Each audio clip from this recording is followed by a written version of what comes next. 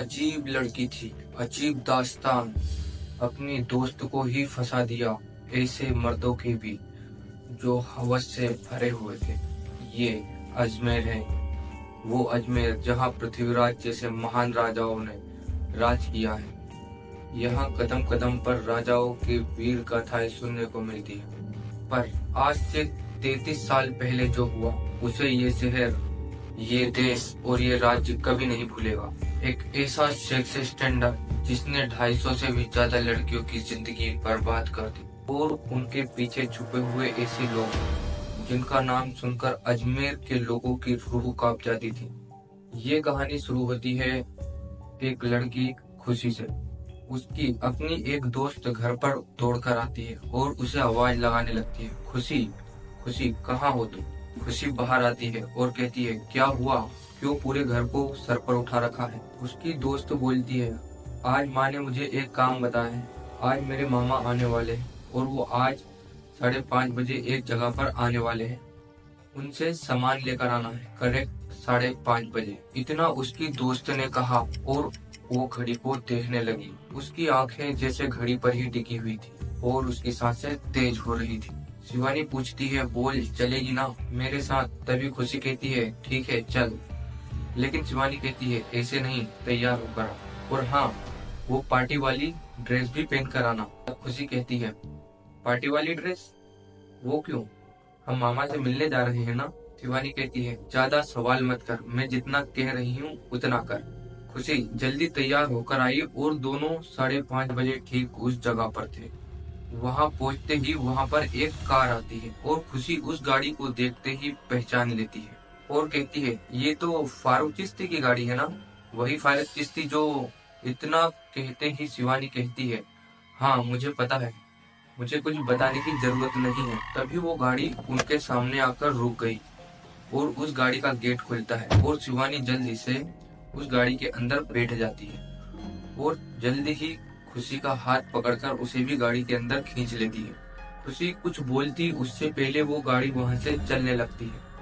खुशी को कुछ समझ नहीं आ रहा था। वो शिवानी से कहती है, तूने तो कहा था हम तेरे मामा से मिलने आए हैं। तभी शिवानी कहती है कि हाँ, आज के लिए यही समझ, यही मेरे मामा है। खुशी को ये समझ नहीं आ रहा था कि वो कहाँ जा रहे हैं। खुशी को कुछ समझ नहीं आ रहा था। वो शिवानी से कहती है, मुझे बहुत डर लग रहा है, घबराहट सी हो रही है।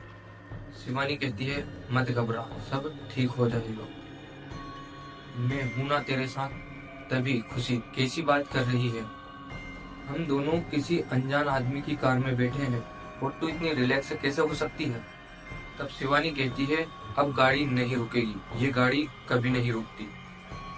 एक बार जब ये गाड़ी चलना शुरू होती है तो इसकी डेस्टिनेशन के पहले तुम इसमें से कभी नहीं उतर सकते। खुशी कहती है, कोई रास्ता तो होगा। इतना कहकर खुशी गेट खोलने के लिए जैसे ही मुड़ती है, वो देखती है गाड़ी में तो हैंडल ही नहीं है। और तब उसने पूछा, इसका हैंडल कहाँ है और मैं इसे कैसे खोलूं। शिवानी कहती है, ये गाड़ी सिर्फ बाहर से खुलती है या फिर आगे वाली सीट से, पीछे से इसे कोई नहीं खोल सकता। खुशी कहती है कि मतलब हम यहाँ फंस चुके हैं।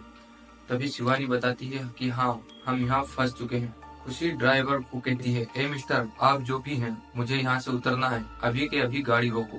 तभी आगे वाली सीट में एक भारी आवाज में एक आदमी खुशी के ऊपर चिल्लाता है, बहुत हो गई तेरी चपड़ चपड़, चुपचाप बैठे रहे, नहीं तो।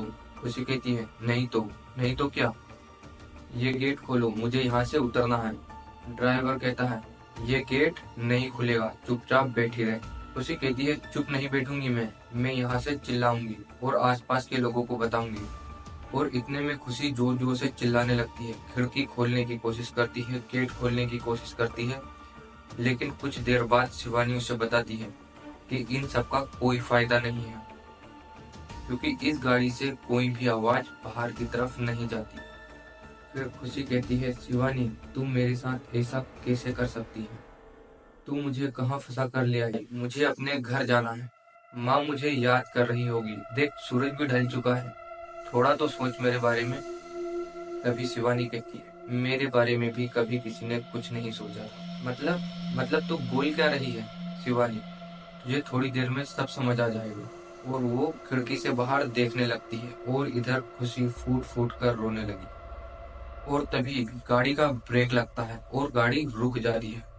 अब खुशी खिड़की से बाहर देखती है, वो गाड़ी किसी फार्म हाउस के बाहर खड़ी हुई थी और अंदर पार्टी चल रही थी और वहां से गाने की आवाज आ रही थी। खुशी कहती है, लगता है यहाँ पर बहुत लोग हैं, हम उनसे मदद मांगेंगे। लेकिन शिवानी उसे कहती है, मदद उन लोगों से मांगी जाती है जो हमें नुकसान नहीं पहुंचाने वाले हों। तभी ड्राइवर गाड़ी से उतर गया। खुशी देख रही थी कि वो पहले एक सिगरेट पी रहा है और उसने तब शिवानी से कहा, जैसे ही ये हमारी तरफ का गेट खोलेगा मैं उसे जोर से धक्का दे दूंगी और हम दोनों जंगल की तरफ भाग जाएंगे। रात भर हम जंगल में रुकेंगे और सुबह होते ही अपने घर चले जाएंगे। शिवानी कुछ कहती उससे पहले ही उस आदमी ने गाड़ी का गेट खोला और खुशी उसे जोर से धक्का देती है और वहां से भागने लगती है। एक बार पीछे मुड़कर खुशी शिवानी को आवाज देती है, जल्दी आ, जल्दी आ। इतने में वो सामने खड़े हुए एक आदमी से टकरा जाती है। वो आदमी उसका हाथ पकड़ लेता है और उसे एक जोरदार थप्पड़ लगाता है और एक भारी आवाज में कहता है, ए लड़की, ज्यादा होशियार हो रही है क्या? यहाँ से भागने की कोशिश की तो यहीं जिंदा गाड़ दूंगा। और उस आदमी ने उसकी गर्दन को पकड़ लिया।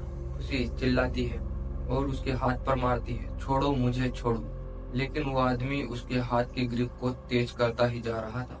वो आदमी कहता है, सच में बहुत बढ़िया माल है तू, बहुत दिनों बाद ऐसा माल खाने का मौका मिलेगा। अभी जिंदा रहने की कोशिश कर, अगर मेरे हाथ से मारी गई तो दोनों का ही नुकसान हो जाएगा। तभी एक और आदमी आता है और कहता है, भाई क्यों कर रहे हो ऐसा? हमको भी तो माल चखने दो ना, फिर मार डालना, अभी तो छोड़ दो। और फिर वो उसे खींचकर अंदर ले जाने लगा। खुशी उसके हाथों पर मार रही थी, उसे बचने की कोशिश कर रही थी, लेकिन वो आदमी उसे छोड़ नहीं रहा था। और तब शिवानी भी चुपचाप उनके पीछे पीछे आ रही थी। खुशी की आंख में आंसू थे, लेकिन सामने एक भयानक पार्टी चल रही थी और वो सब उसे ऐसे देख रहे थे जैसे वो सब उसके शरीर के भूखे हों। और फिर उसने वो देखा जिसे देखकर उसकी आंखें फटी की फटी रह गई। वो देखती है कि वहाँ उसके अलावा और भी बहुत सी लड़कियां हैं जो किसी की गोद में बैठी हुई है, कोई किसी को ड्रिंक सर्व कर रही है और कोई कोई तो किसी के लिए नाच रही है। वो सारी लड़कियां चुप थी और खुशी को ऐसे देख रही थी जैसे वो सब उनके लिए कोई नई बात नहीं हो। तब उस आदमी ने उसे बीच फ्लोर पर धक्का दे दिया और म्यूजिक बंद हो गया। तब वो आदमी, ओए आसपास देख, और आज की रात तेरी आवाज यहाँ ज्यादा आई ना। तब दूसरा आदमी कहता है, भाई आज की रात तो आवाज आएगी ही एक बार। तब उनका बॉस बोलता है, मुझे मत सिखा, बस ये बता पहले कौन जाएगा। तभी वो कहता है, भाई मैं ही जाता हूँ। तब उनका बॉस बोलता है, नहीं तू नहीं जाएगा, अगर तू गया तो कोई दूसरा जाने लायक नहीं रहेगा। इतने दिनों बाद रसीला माल चखने का मौका मिला है तो सब थोड़ा थोड़ा तो चखेंगे ही। तब दूसरा आदमी कहता है, भाई मैं जाता हूँ। और उनका बॉस उसे हाँ कहता है कि हाँ तू जा, और हाँ ध्यान रखना कि इतना ही चखना कि कोई दूसरा भी अच्छे से मजे ले सके। और वो खुशी के पास आता है और खुशी के बालों को सहलाने लगता है, उसके गाल पर हाथ फेरते हुए कहता है, चल बेबी अंदर चलते हैं। खुशी कहती है, नहीं मुझे कहीं नहीं जाना।